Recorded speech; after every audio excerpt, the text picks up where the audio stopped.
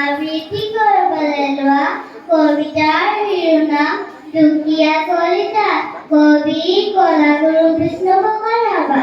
দুখীয়া কলিতা নিঙাৰি ৰব, টুপি টুপি তেজ হুহি হুহি পিব, লুকি লুকি মঙক চোবাই খাব, কুলুকি হাতে উতালু চোবাব।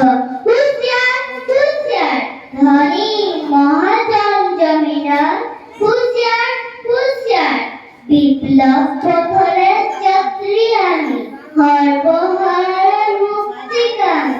চুৰ নকৰিম আমি সংগ্ৰামী, দৰ্পধ্বনিৰ